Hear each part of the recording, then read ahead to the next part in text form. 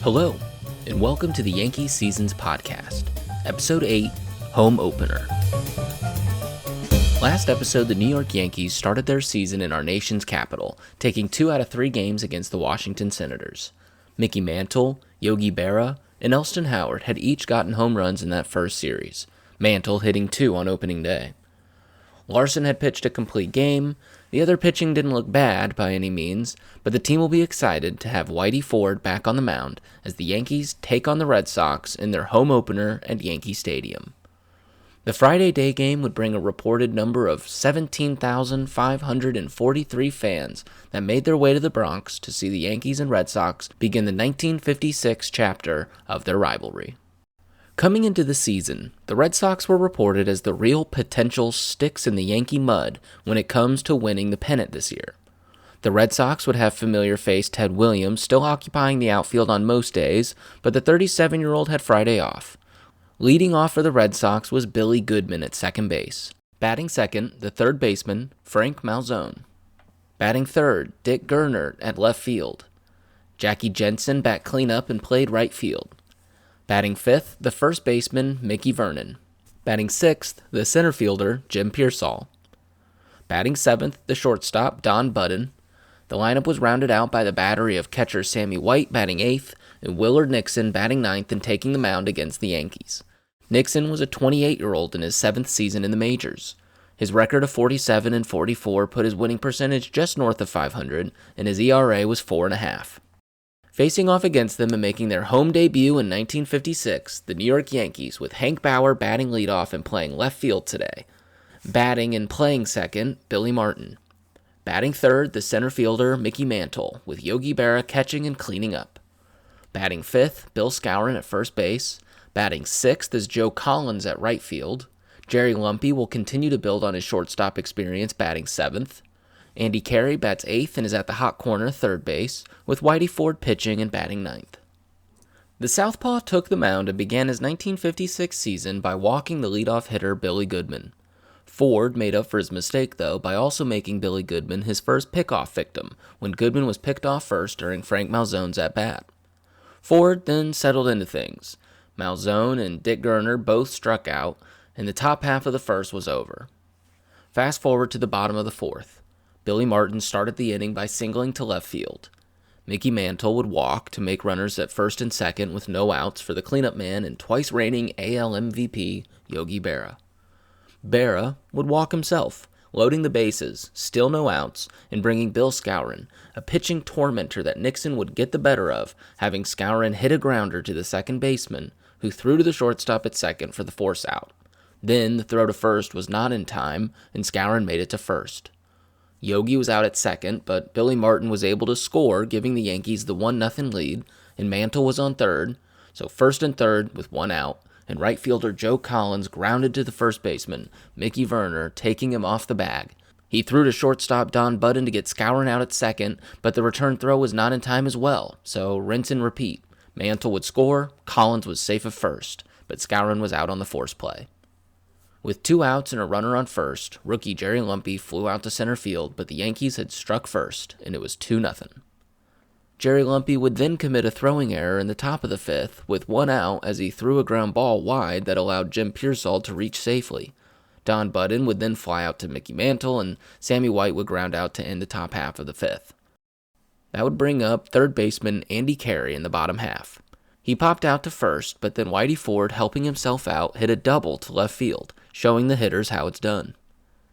Hank Bauer took his note, but had to outdo him, smacking a ball to deep center that he was able to reach third on. Ford would score and give himself a now 3-run lead. Billy Martin lined out to short, and that brought Mickey Mantle up with 2 outs. With 2 outs, Mickey Mantle dropped a bunt down towards second base that Hank Bauer was able to score on because he beat the throw and was safe at first.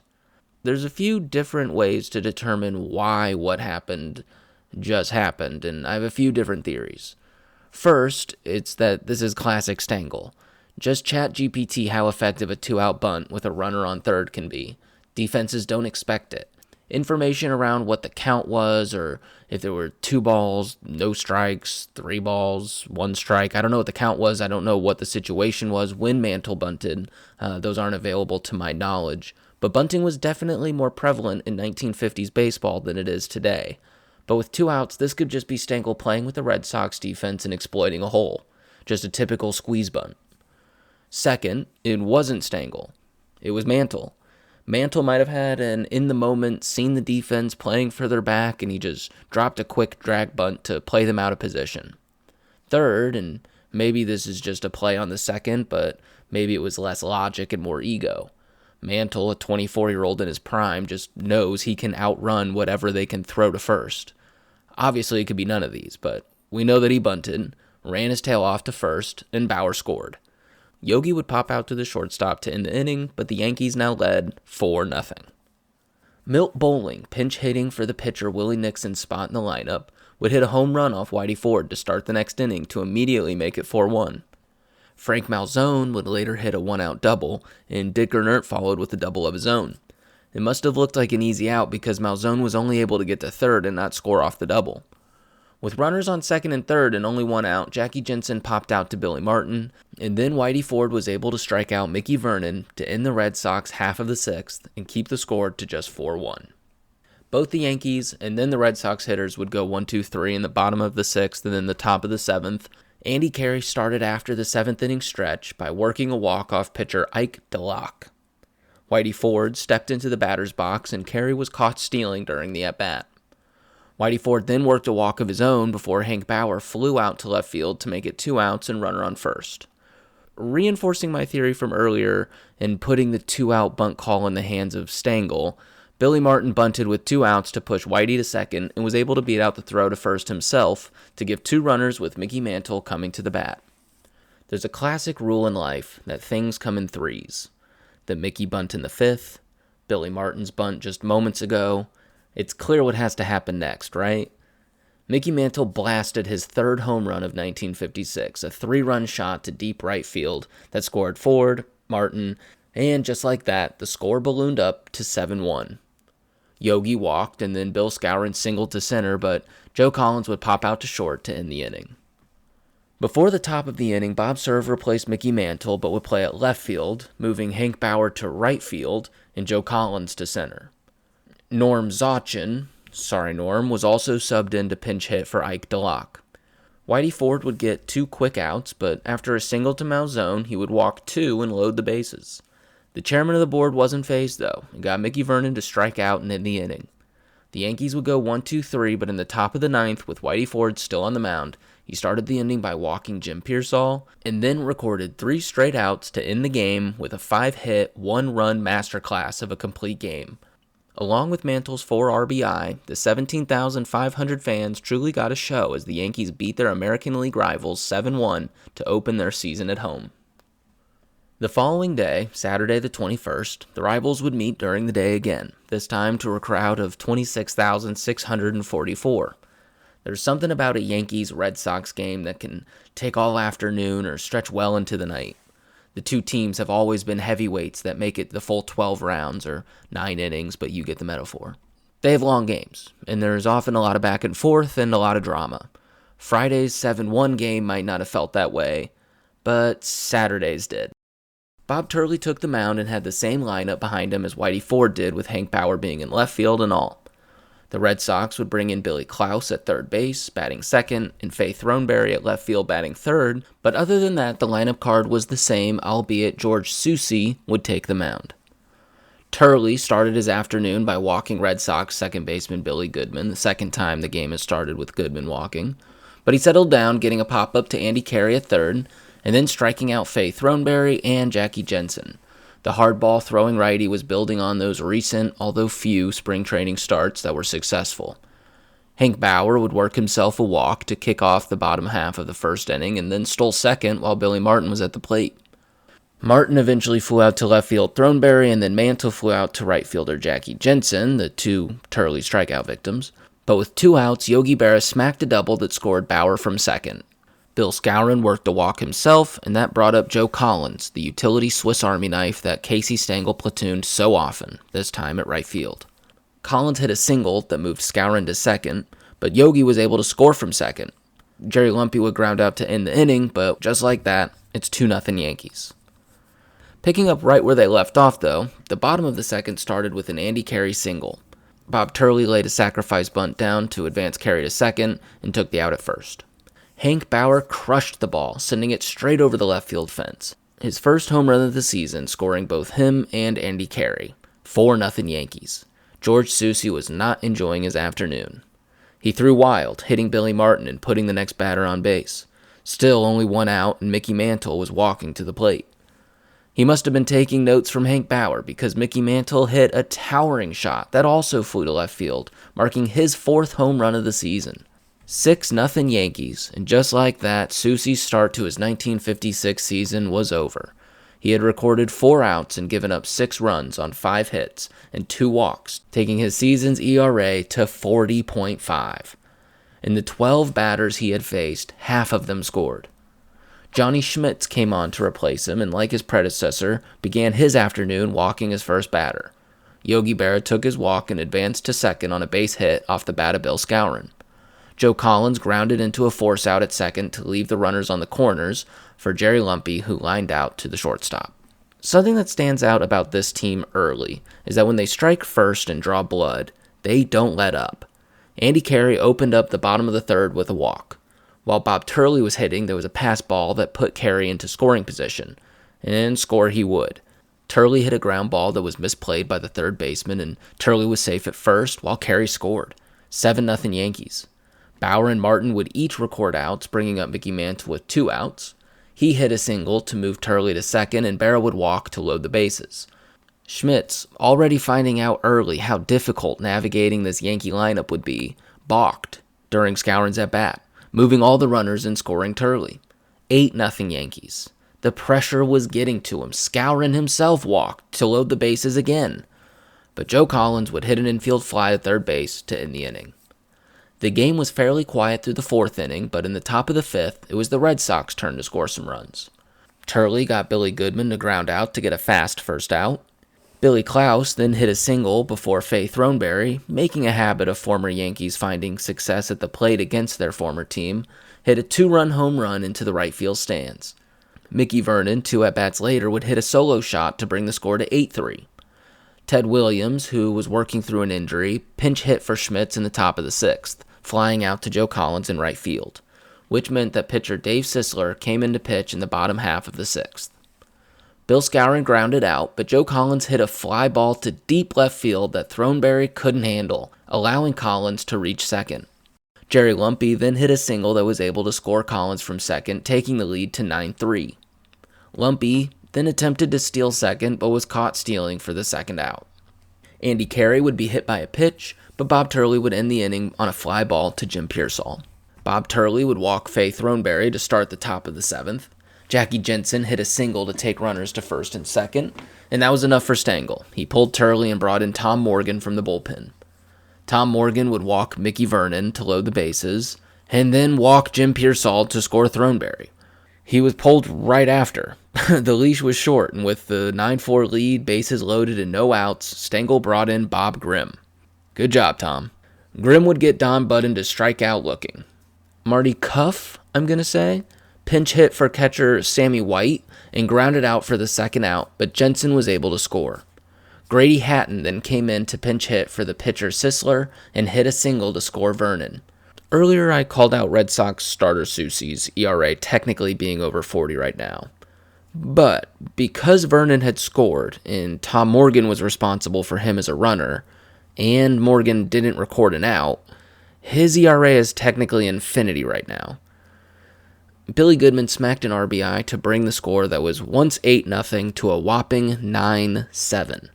The Red Sox were on the hunt, and when Bob Grimm walked Billy Klaus to load the bases, Stengel knew he had to go to someone he could trust. He brought in veteran Jim Constanti, and Constanti didn't disappoint. He was able to strike out Throneberry in an extremely tense situation to end the inning and leave 3 batters stranded. The Yankees went 1-2-3 in the bottom of the 7th. The tides of momentum had shifted. After Mantle ended the inning by striking out, Bob Cerv replaced him at center field and moved to left. Collins shifted to center, and Bauer took up his post in right.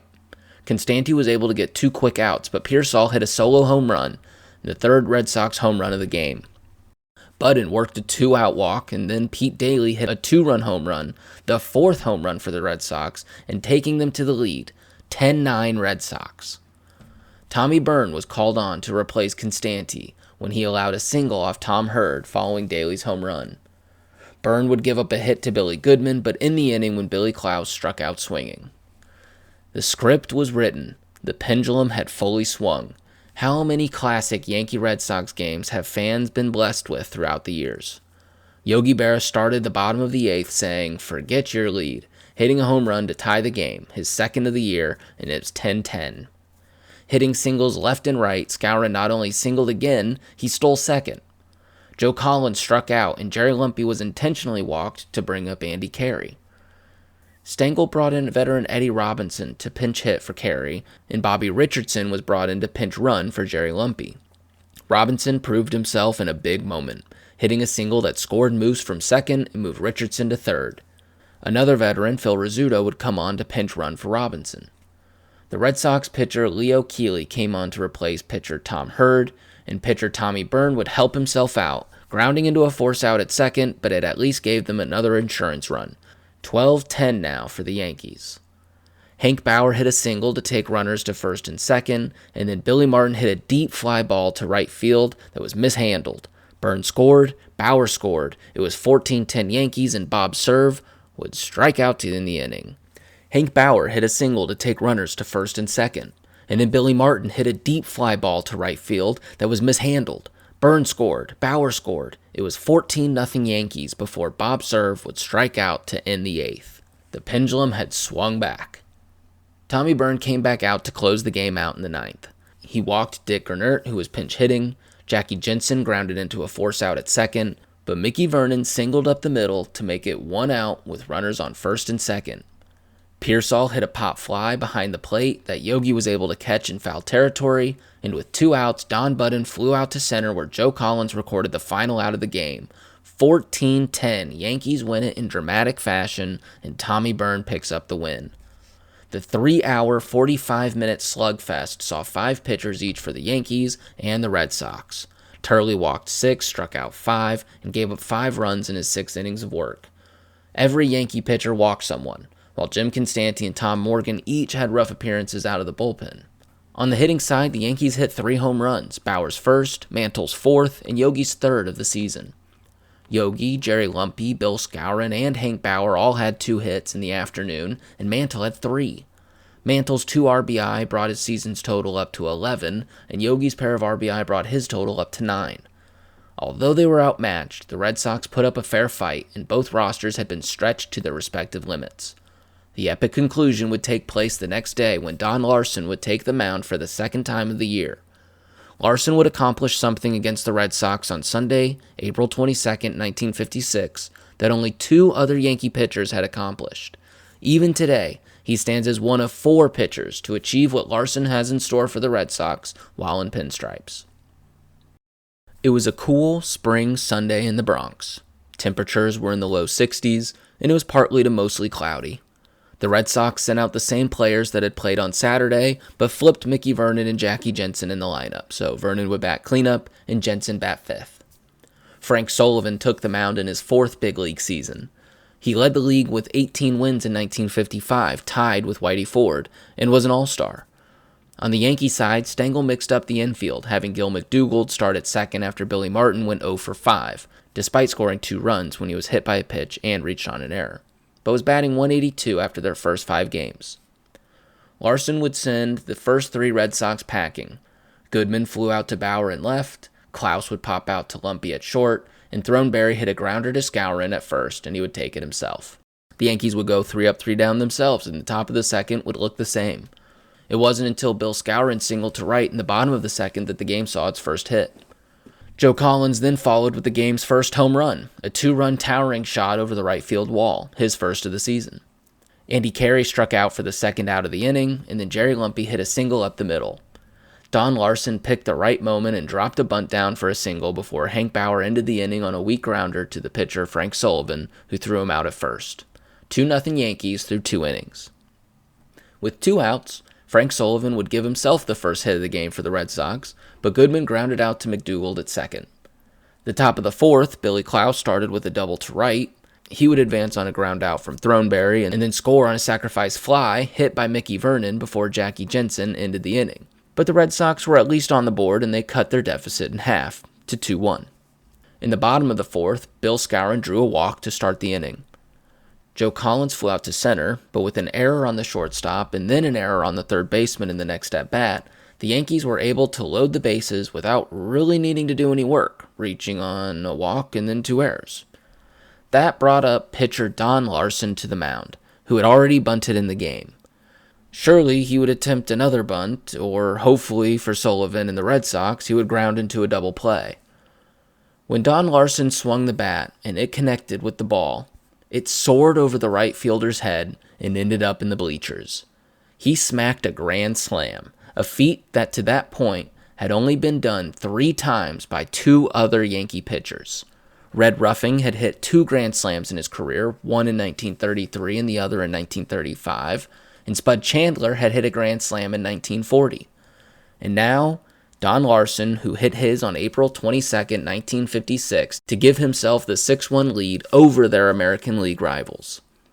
Only one other pitcher, Mel Stottlemyre, would hit a grand slam while a Yankee, hitting his on June 20th, 1965. There's good reason to believe that those 4 gentlemen will be the only Yankee pitchers to ever hit grand slams while pitching in pinstripes. The grand slam either riled up the Red Sox or got to Larson's head. Jim Pearsall started the top of the 5th with a double. Don Budden then worked a walk. Pinch hitting for Sammy White, Ted Williams stepped into the batter's box with runners on first and second and no outs. He had seen his time in the series really limited to just pinch hit appearances because of an injury that, while not sending him to the injured list, annoyed him enough to keep him from starting. He hit an easy single and it scored Pearsall from second. Tom Brewer would come on to pinch run for Williams, and Grady Hatton would pinch hit for the pitcher Frank Sullivan, who then flew out for the first out of the inning. Billy Goodman wouldn't be so kind, hitting a single that scored Budden and then moved Ted Williams to third. Billy Klaus then grounded out, and the Yankees took the force out at second, but were unable to turn the double play, scoring Williams for the 4th Red Sox run, 6-4 Yankees, and only 2 outs. The pressure began to mount on Don Larson. He walked Throneberry, and then with 2 runners on, he walked Mickey Vernon to load the bases. Stengel pulled him. He had seen enough. Let Larson be the hero who hit a grand slam. Don't let him blow his lead. Bob Grimm, the 26-year-old relief pitching sensation who just 2 years prior had won the Rookie of the Year, now faced Jackie Jensen with bases loaded. Grimm got Jensen to fly out to Mantle in the center to end the 5th inning. In the top of the 6th, Casey Stengel must have been having a meltdown in the dugout. Jim Pearsall hit a single up the middle. Don Budden then reached when Jerry Lumpy mishandled a ground ball. With runners on first and second, Bob Grimm threw a wild pitch and both were able to advance, now on second and third.